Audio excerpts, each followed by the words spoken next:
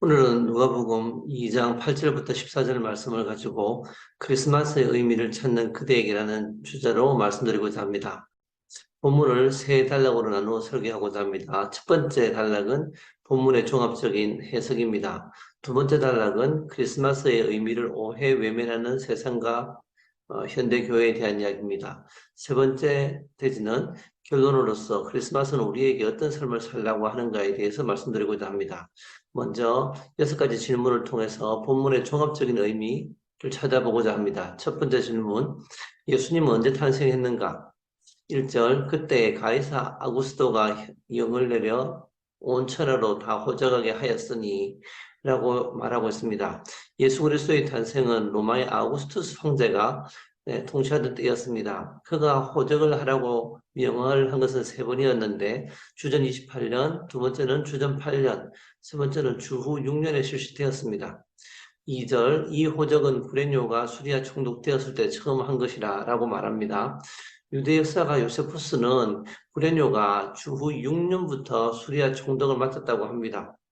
그렇다면 예수님의 탄생 연도가 주후 6년이 됩니다. 문제는 성경에 나타나는 헤롯 대왕이 기원전 4년에 죽었다는 것입니다. 성경의 기록과 역사의 기록에 문제가 생깁니다. 이 문제는 20세기 들어와서 윌리엄 램지가 발견한 비문들에 의해서 정리가 됩니다. 그에 의한다면은 브레누는 주전 12년부터 수리아의 최고 사령관을 지냈고 라고 기록되어 있습니다. 개혁판 성경은 수리아 총독되었을 때라고 말하고 있지만 본문에는 총독이라는 말이 없고 브레뇨가 수리아를 다스릴 때라고 되어 있습니다. 정리하게 되면은 브레뇨가 수리아를 다스리고 있을 때 시행된 인구조사 중에서 첫 번째 주전 8년에 시행된 호적조사 시기를 가리킨다고 보는 것이 좋겠습니다. 두 번째 질문입니다. 예수님이 나사렛 혹은 예루살렘에서 태어나지 않고 베들레헴에서 태어나셔야 될 이유가 무엇입니까? 라는 질문입니다.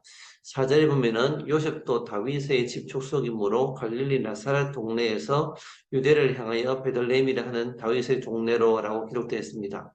황제의 명령에 따라 모든 사람은 생업을 접고 호적하기 위해 자기 고향으로 돌아가야 했습니다. 갈릴리 나사렛에 살던 요셉과 마리아도 만삭의 몸으로 100km가 넘는 거리를 이동해서 유대 베들레헴에 도착해서 순산했습니다. 5에서 6절을 보면 그렇죠.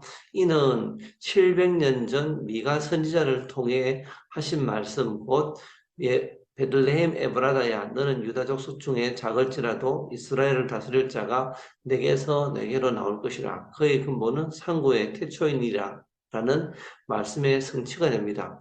역사라는 것은 구속사의 일부가 된다는 뜻이겠죠. 세 번째 질문입니다. 크리스마스의 의미를 알고 그 의미를 실천하는 성도는 누가 있을까요? 8절에 보면은 밤에 밖에서 자기 양떼를 지키는 목자들이 등장합니다.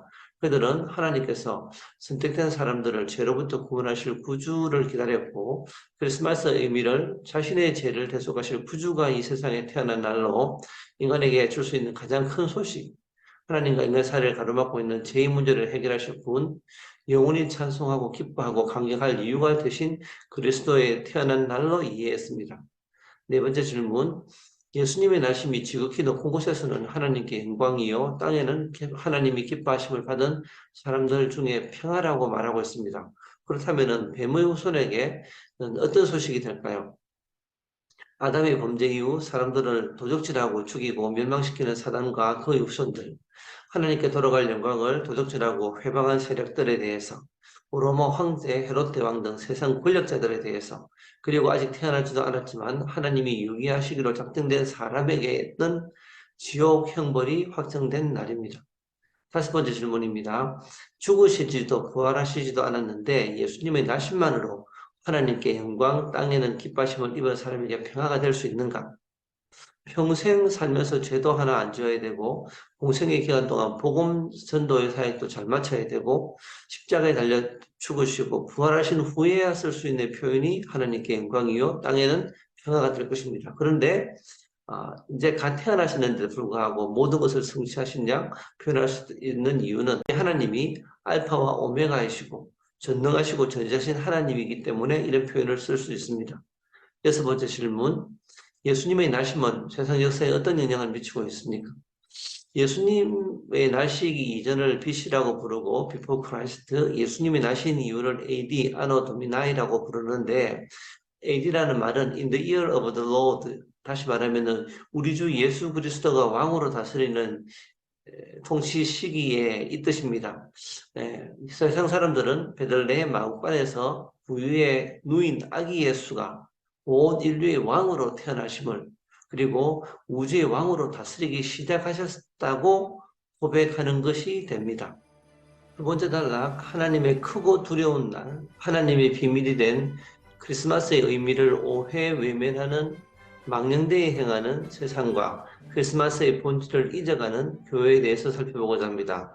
먼저 예수님이 나심을 잘못 기념하는 세상에 대해서 말씀드리고자 합니다. 12월이 되면 도시 번화가는 휘황찬란하게 장식된 크리스마스 트리, 그리고 기분 좋은 크리스마스 캐럴이 울려 퍼지고 수많은 사람들이 분주히 오가며 크리스마스 선물을 사고 축하 카드를 보내고 크리스마스 이브가 되면 밤을 새우 유흥을 즐기기도 합니다.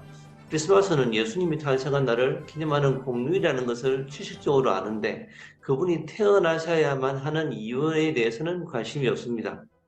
예수님을 인류의 4대 성인 중에 한 분으로 사람들을 위해 십자가에 달려 죽으시면서까지 사람을 사랑하셨다는 것을 아는데 왜 죽으셔야 되는지에 대해서 관심이 없습니다. 산타 할아버지가 선물을 나눠준다는 것을 알고 선물을 사서 자녀 혹은 이웃 어린이들에게 나누어 주는데 산타크로스가 누구인지 왜 선물을 나누어 주는지에 대해서는 관심이 없습니다. 두 번째, 본질을 잊어가는 교회에 대해서 말씀드리고자 합니다.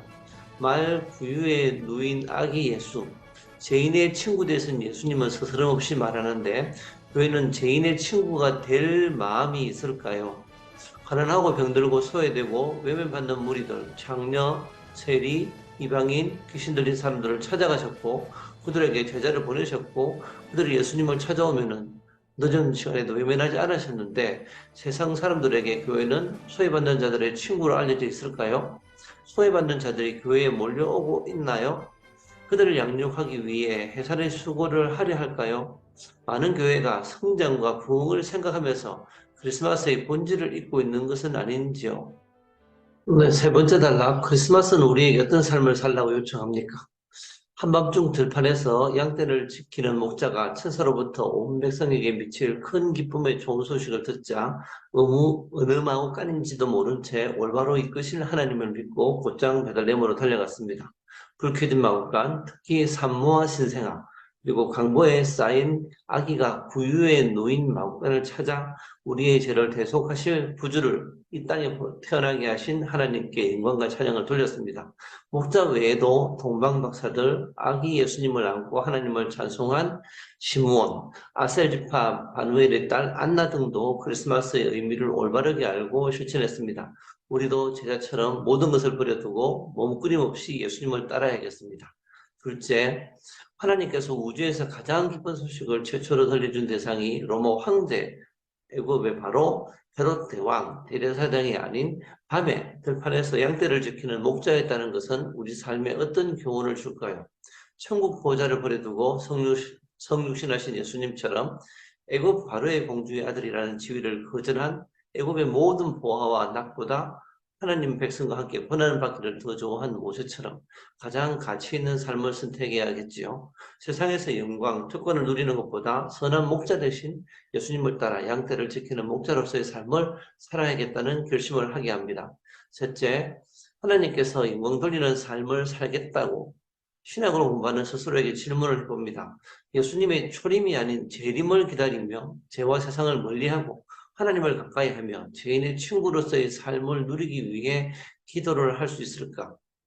한밤중 하나님의 양떼를 지키기 위해 추위와 더위 그리고 짐승들의 위협을 무릅쓰는 삶을 살 수 있을까?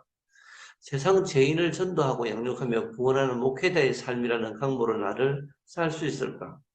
우유에 누인 예수님처럼 하나님께 불순종하는 사람들의 양식이 되어주는 삶을 살 수 있을까? 하나님과 화목되어 있는 것을 세상의 가장 큰 즐거움으로 여기고 그것으로 감격해 하는 삶을 살 수 있을까? 지금 당면의 모든 어려움들을 넉넉히 이길 하나님의 감동을 매일 매 순간 얻기 위해 치열하게 기도할 수 있을까?